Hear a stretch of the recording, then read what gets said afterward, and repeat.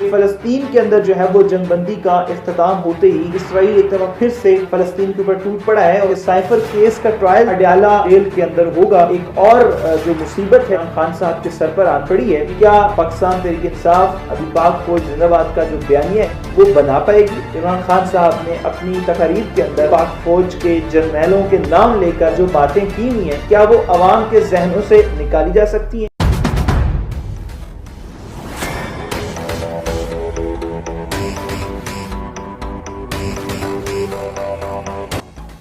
السلام علیکم ناظرین، میں ذوالقرنین شیرازی ہوں اور آپ کو اپنے یوٹیوب اور فیس بک چینل کے اوپر خوش آمدید کہتا ہوں۔ کچھ نئی ٹاپ سٹوریز کے ساتھ آپ کی خدمت میں حاضر ہوں۔ سب سے پہلی، سب سے اہم اور سب سے افسوسناک خبر یہ ہے کہ فلسطین کے اندر جو ہے وہ جنگ بندی کا اختتام ہوتے ہی اسرائیل ایک دفعہ پھر سے فلسطین کے اوپر ٹوٹ پڑا ہے اور تقریباً 108 شہری جو ہیں وہ ان کے حملے کے نتیجے میں اپنی جان سے ہاتھ دھو بیٹھے ہیں، شہید ہو گئے ہیں۔ اور پاکستان کی جانب سے ایک مطالبہ بھی سامنے آیا ہے کہ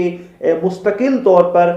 جنگ بندی ہونی چاہیے فلسطین کے اندر۔ اس کے ساتھ ساتھ جو ہے ایک اہم ترین خبر کہ سائفر کیس کا ٹرائل جو ہے وہ اڈیالہ جیل کے اندر ہوگا اور سماعت جو ہے اس کو کل تک ملتوی کر دیا گیا ہے۔ اس کی تفصیل کچھ اس طرح سے ہے کہ وزارت قانون کی جانب سے جیل ٹرائل کا نوٹیفیکیشن موصول ہونے کے بعد آفیشل سیکرٹ ایکٹ خصوصی عدالت نے سائفر کیس کی سماعت کل تک کے لیے ملتوی کر دی۔ آفیشل سیکرٹ ایکٹ خصوصی عدالت کے جج ابو الحسنات محمد ذوالقرنین نے پاکستان تحریک انصاف کے چیئرمین عمران خان صاحب اور وائس چیئرمین شاہ محمود قریشی صاحب کے خلاف سائفر کیس کی سماعت فیڈرل جوڈیشل کمپلیکس اسلام آباد میں کی اور دوران سماعت چیئرمین پی ٹی آئی کی جانب سے جیل ٹرائل کے فیصلے کے خلاف درخواست دائر کی گئی اور دلائل دیے گئے کہ عدالت نے ریمارکس دیے کہ وزارت قانون کے نوٹیفیکیشن کا انتظار کریں، اگر نوٹیفیکیشن نہ آیا تو میں ملزمان کے پروڈکشن آرڈرز جاری کر دوں گا۔ وقفے کے بعد سماعت دوبارہ شروع ہوئی تو جج ابو الحسنات محمد ذوالقرنین نے کہا کہ وزارت قانون کا نوٹیفیکیشن عدالت میں جمع ہو چکا ہے، کل سائفر کیس کی سماعت مقرر کی ہے اور نوٹیفیکیشن میں شاہ محمود قریشی کے حوالے سے بھی تحریر کیا گیا ہے۔ عدالتی عملے نے وزارت قانون کا نوٹیفیکیشن وکلاء کو پڑھ کر سنایا۔ وکیل علی بخاری نے موقف دیا کہ ہفتے کو جیل آنا مشکل ہے کیونکہ ہمارے ٹرائل کورٹس میں بھی مقدمات ہوتے ہیں، جبکہ اسپیشل پروسیکیوٹر نے کہا کہ میں تو آج ہی اڈیالہ جیل میں سماعت مقرر کرنے کے حق میں ہوں۔ پی ٹی آئی وکلاء کی جانب سے استدعا کی گئی کہ سماعت 5 دسمبر کو رکھ لی جائے، جس پر عدالت نے ریمارکس دیے کہ 5 دسمبر کو سماعت رکھ لیں گے، لیکن حاضری کے حوالے سے تو سماعت رکھنی ہی ہے۔ عدالت نے سائفر کیس کی سماعت کل تک ملتوی کر دی اور قرار دیا کہ ملزمان کے پروڈکشن آرڈر سے متعلق درخواست پر بھی سماعت کل تک کے لیے ملتوی کی جاتی ہے۔ بعد ازاں جو ہے وہ آفیشل سیکرٹ ایکٹ خصوصی عدالت نے سائفر کیس کی آج سماعت کا تحریری حکم نامہ جاری کیا۔ حکم نامے کے مطابق چیئرمین پی ٹی آئی اور شاہ محمود قریشی کو آج عدالت پیش نہیں کیا گیا۔ گزشتہ سماعت پر سپرنٹینڈنٹ اڈیالہ جیل کو نے جو ہے وہ سیکیورٹی رپورٹ جمع کرائی۔ عدالت نے چیف کمشنر آفس اور سپرنٹینڈنٹ جیل کو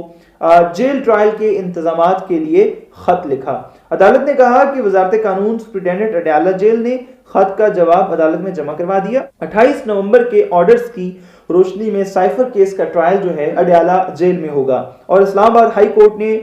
جو ہے وہ ڈائریکشن دی کہ سائفر کیس کا ٹرائل 4 ہفتوں میں مکمل کرنا ہے۔ عدالت نے حکم دیا کہ چیئرمین پی ٹی آئی اور شاہ محمود قریشی کی حاضری سے متعلق سماعت کل اڈیالہ جیل میں 9 بجے ہوگی اور پی ٹی آئی چیئرمین کی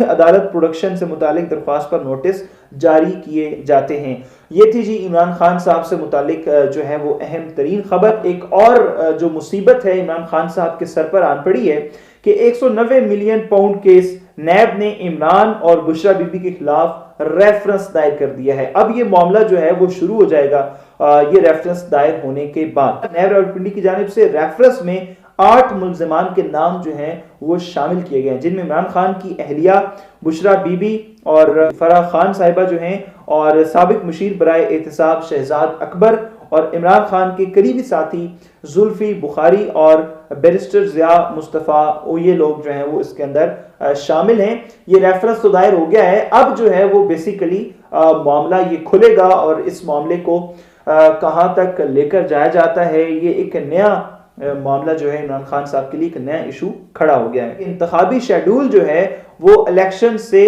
54 روز پہلے جاری ہوگا، یہ فرمایا ہے جی چیف الیکشن کمشنر صاحب نے. اور انہوں نے آج یہ بھی کہا کہ ہم سب کچھ اپنے وقت سے پہلے کر رہے ہیں اور الیکشن شیڈول اور ROs اور DOs کی تعیناتی بھی وقت پر ہوگی. اور سب سے اہم ترین خبر کہ بیرسٹر گوہر صاحب نے جو ہے وہ چیئرمین PTI کے لیے کاغذات نامزدگی جو ہے وہ جمع کروا دیے ہیں. اور اس کے اندر بیرسٹر گوہر صاحب نے کچھ دیر پہلے گفتگو بھی کی اور اس کے اندر انہوں نے یہ واضح طور پر کہا کہ عمران خان صاحب جو ہیں وہ چیئرمین PTI تھے، چیئرمین PTI ہیں اور چیئرمین PTI رہیں گے، اور وہ لیڈر ہیں، چاہے وہ جیل کے اندر ہوں تب بھی لیڈر ہیں، جیل سے باہر ہوں تب بھی لیڈر ہیں. تو بظاہر اب جو ہے وہ بیرسٹر گوہر صاحب جو ہیں وہ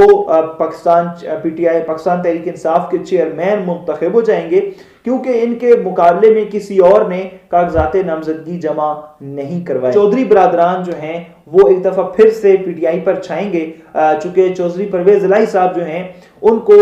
جو ہے وہ مرکزی صدر کے عہدے کے لیے نامزد کیا گیا ہے. تو بہرکیف یہ ذمہ داریاں پاکستان تحریک انصاف کے اندر ایک دفعہ پھر سے ڈسٹریبیوٹ کی جا رہی ہیں، اور یہ الیکشنز جو ہیں پاکستان تحریک انصاف کو بچانے کے لیے کروائے جا رہے ہیں. اور بظاہر جس طریقے سے پہلے پاکستان تحریک انصاف کے اندر فیصلے ہوتے تھے کہ عمران خان صاحب جو ہیں وہ سلاخوں کے پیچھے رہ کر پاکستان تحریک انصاف کے فیصلے کیا کرتے تھے، یہاں پر بھی صورتحال کچھ ویسی ہی رہے گی کہ بیرسٹر گوہر صاحب جو ہیں وہ کاغذات کے اوپر پاکستان تحریک انصاف کے چیئرمین ہوں گے، لیکن در حقیقت جو ڈیسیژن میکنگ کی پاور ہے، یہ ڈیسیژن میکنگ کا پروسیجر ہے، وہ عمران خان صاحب جو ہیں وہ خود ہی جیل کے اندر دیکھیں گے. اور اہم ترین ڈیولپمنٹ کی پاکستان تحریک انصاف جو ہے وہ پاک فوج زندہ باد کا نیریٹو جو ہے وہ بنانا چاہتی ہے، اور اس کی کوششوں کا آغاز کر دیا گیا ہے. شیر افضل مروت صاحب جو ہیں انہوں نے ابھی تک جتنے بھی پاکستان تحریک انصاف کے جلسے کیے ہیں ان کے اندر کوشش یہ کی ہے کہ پاک فوج زندہ باد کے نعرے لگائے جائیں، پاک جو ہے وہ شہداء زندہ باد کے نعرے لگائے جائیں، اور ان نعروں کے تھرو جو ہے وہ یہ کوشش کر رہے ہیں کہ پاکستان تحریک انصاف جو کہ عنقریب الیکشنز میں جانے لگی ہے، اور الیکشنز میں جانے کے لیے پاکستان تحریک انصاف کو سپیس چاہیے، اور ابھی اسٹریٹجی کچھ اس طرح سے ہو سکتی ہے کہ وہ سپیس لینے کے لیے ہمیں پاک فوج زندہ باد کا جو بیانیہ ہے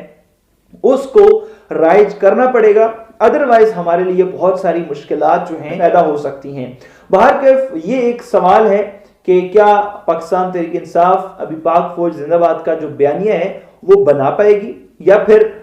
جو سابقہ جو ہے وہ بیانیہ رہا ہے پاکستان تحریک انصاف کا، عمران خان صاحب نے اپنی تقاریر کے اندر جو پاک فوج کے جرنیلوں کے نام لے کر جو باتیں کی ہوئی ہیں، کیا وہ عوام کے ذہنوں سے نکالی جا سکتی ہیں؟ چونکہ جو ہے وہ یہاں پر ایک عجیب سی سیاست ہے کہ ہم کیا کرتے ہیں کہ جب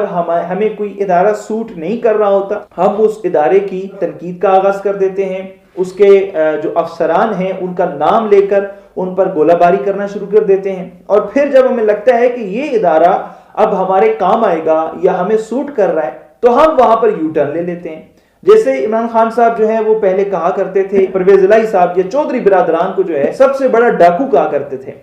اور جب انہوں نے محسوس کیا کہ جناب پرویز الہی صاحب تو ان کے کام آ سکتے ہیں تو انہوں نے انہیں اپنی پارٹی میں، جیسے میں نے آپ کو کہا کہ وہ جناب مرکزی صدر کے عہدے کے لیے انہیں نامزد کیا گیا. اسی طریقے سے شیخ رشید صاحب سے متعلق جو ہے وہ انہیں چپراسی کہا گیا جناب، اور پھر ان کو دوبارہ سے جب دیکھا کہ اب ان کے کام آ سکتے ہیں تو ان کو اپنے ساتھ ملا لیا. تو یہاں پر وضاحت کچھ اس طرح سے دی جاتی ہے کہ جی اب وہ بدل گئے ہیں، اب وہ بندہ چینج ہو گیا ہے یہ نہیں کہ ہم نے یو ٹرن لیا ہے بلکہ بندہ چینج ہو گیا ہے.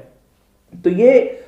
وقت کو دیکھ کر جو ہے وہ رنگ نہیں بدلنے چاہیے. آپ ایک بیانیہ کھڑا کرتے ہیں اور پھر آپ اسی سے یو ٹرن لے لیتے ہیں. اگر وہ بیانیہ آج آپ اس کو کہہ رہے ہیں کہ وہ غلط تھا تو وہ بیانیہ کل بھی غلط تھا، وہ بیانیہ جو ہے وہ پرسوں بھی غلط ہے. وہ بیانیہ جس کو آپ آج غلط کہہ رہے ہیں وہ بیانیہ پہلے کیسے ٹھیک تھا، اس کی وضاحت آپ کیسے دیں گے؟ تو بہرکیف ایک عجیب سی جو ہے وہ سیاست اور ایک عجیب سا ماحول جو ہے وہ پاکستان کے اندر پیدا کیا گیا ہے. اور اس سے پہلے ایک چیز پرووڈ ہے کہ پاکستان تحریک انصاف یعنی عمران خان صاحب کی جانب سے जिस शख्स के रिलेटेड कोई बयानिया बना दिया गया या जिस इदारे से रिलेटेड कोई एक जो है वो बयानिया या नैरेटिव बिल्ड कर दिया गया,